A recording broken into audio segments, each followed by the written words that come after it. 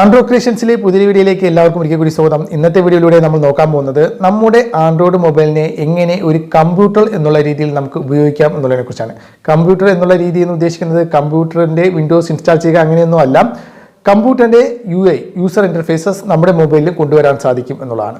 അപ്പോൾ നമ്മുടെ മൊബൈലിന്റെ യൂസർ ഇന്റർഫേസ് ഒക്കെ നോക്കി നമുക്ക് വളരെയേറെ മടുത്തുവെങ്കിൽ, നമുക്കൊരു ചേഞ്ച് വേണമെന്ന് ആഗ്രഹമുണ്ടെങ്കിൽ നമുക്ക് കമ്പ്യൂട്ടറിന്റെ യൂസർ ഇന്റർഫേസ് നമ്മുടെ മൊബൈലിലേക്ക് ഇൻസ്റ്റാൾ ചെയ്ത് നമുക്ക് ഉപയോഗിക്കാവുന്നതാണ്. വളരെ വ്യത്യസ്തമായിട്ടുള്ള ഒരു അനുഭവം തന്നെ നിങ്ങൾക്ക് നിങ്ങളുടെ മൊബൈലിൽ കൊണ്ടുവരാൻ ഇത് മുഖേന സാധിക്കുമെന്നുള്ളതാണ്. അപ്പോൾ അതെങ്ങനെയാണ് ഞാൻ പറഞ്ഞു തരാം. അതിനു മുമ്പ് ഇതുപോലുള്ള മൊബൈൽ സംബന്ധമായിട്ടുള്ള ടെക്നോളജി വീഡിയോസ് കാണാൻ നിങ്ങൾക്ക് താല്പര്യമുണ്ടെങ്കിൽ ഞങ്ങളുടെ ഈ ഒരു യൂട്യൂബ് ചാനൽ ഇപ്പോൾ തന്നെ സബ്സ്ക്രൈബ് ചെയ്യാം. അപ്പോൾ നമ്മുടെ മൊബൈലിനെ ഒരു കമ്പ്യൂട്ടർ പോലെ നമുക്ക് തോന്നിക്കുന്ന രീതിയിൽ നമുക്ക് ചെയ്യണമെന്നുണ്ടെങ്കിൽ നമുക്ക് ചെറിയൊരു ആപ്ലിക്കേഷൻ സഹായം ആവശ്യമാണ്. അപ്പോൾ ഫ്രണ്ട്സ്, ഇതാണ് ആപ്ലിക്കേഷൻ. കമ്പ്യൂട്ടർ ലോഞ്ചർ എന്നാണ് ഈ ഒരു ആപ്ലിക്കേഷൻ്റെ പേര്. ആപ്ലിക്കേഷൻ നിങ്ങൾ പ്ലേ സ്റ്റോറിൽ പോയി ഡൗൺലോഡ് ചെയ്ത് ഇൻസ്റ്റാൾ ചെയ്യുക. ഇൻസ്റ്റാൾ ചെയ്ത ശേഷം ഈ ഒരു ആപ്ലിക്കേഷൻ ഓപ്പൺ ചെയ്യുക. ആപ്ലിക്കേഷൻ ഓപ്പൺ ചെയ്യുമ്പോൾ തന്നെ ഈ ഒരു ഇതിൻ്റെ ലോഗോ ഒക്കെ വന്നിട്ട് നിങ്ങൾക്ക് ഇങ്ങനെ ഒരു ഇൻ്റർഫേസ്, അതായത് നിങ്ങളുടെ കമ്പ്യൂട്ടറിൽ ഉള്ളതുപോലുള്ള ഒരു ഇൻ്റർഫേസ് ആയിരിക്കും നിങ്ങൾക്ക് ഇവിടെ കാണാൻ സാധിക്കാം.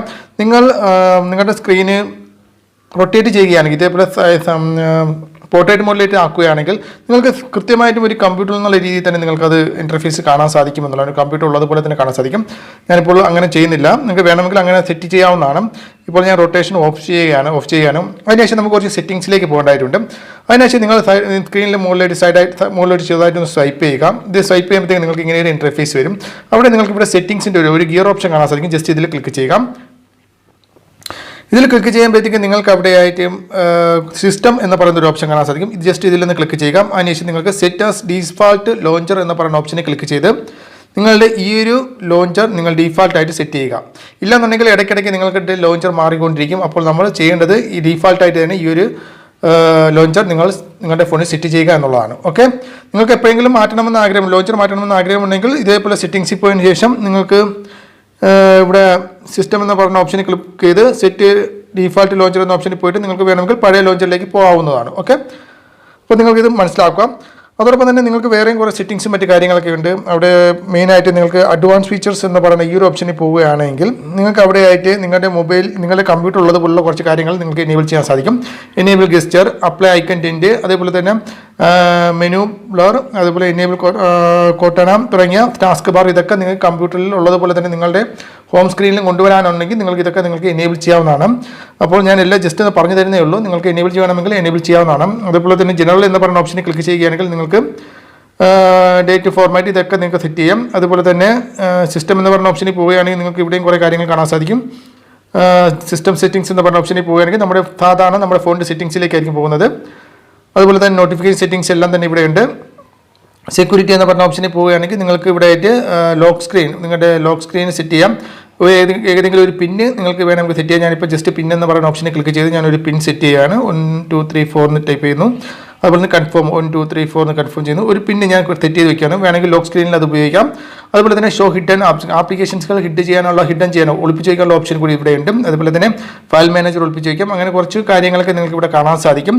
ഇനി നമുക്ക് വീണ്ടും ആപ്ലിക്കേഷനിലേക്ക് പോയിട്ട് ഇതിവിടെ സ്വൈപ്പ് ചെയ്യുമ്പോഴത്തേക്കും നിങ്ങൾക്ക് നിങ്ങളുടെ ഫോണിലുള്ള എല്ലാ ആപ്ലിക്കേഷൻസുകൾ ഇവിടെ വരുന്നതായിട്ട് കാണാൻ സാധിക്കും. ഇതിൽ നിങ്ങൾ പ്രധാനമായി ശ്രദ്ധിക്കേണ്ടത്, നിങ്ങൾക്ക് ഏതെങ്കിലും ആപ്ലിക്കേഷൻ ഹൈഡ് ചെയ്യുകയോ ലോക്ക് ചെയ്യുകയോ ചെയ്യണമെന്നുണ്ടെങ്കിൽ നിങ്ങൾക്ക് അത് ചെയ്യാൻ സാധിക്കും. ഇപ്പോൾ ഉദാഹരണമായിട്ട് എൻ്റെ വാട്സപ്പ് ഹൈഡ് ചെയ്യണമെന്ന് ആഗ്രഹമുണ്ട്, അല്ലെങ്കിൽ ഒളിപ്പിക്കണമെന്ന് ആഗ്രഹമുണ്ടെങ്കിൽ ഈ വാട്സപ്പ് എന്ന് പറയുന്ന ഓപ്ഷൻ ഞാൻ ലോങ് ആയിട്ട് പ്രസ് ചെയ്യുമ്പോൾ നിങ്ങൾക്ക് ഇവിടെ കാണാൻ സാധിക്കും ഹൈഡ് ആപ്സ് എന്ന് കാണാൻ സാധിക്കും. നിങ്ങൾക്ക് വേണമെങ്കിൽ ഹൈഡ് എന്ന് പറയുന്ന ആപ്സ് എന്ന് പറയുന്ന ഓപ്ഷനെ ക്ലിക്ക് ചെയ്ത് ഹൈഡ് ചെയ്യാവുന്നതാണ്.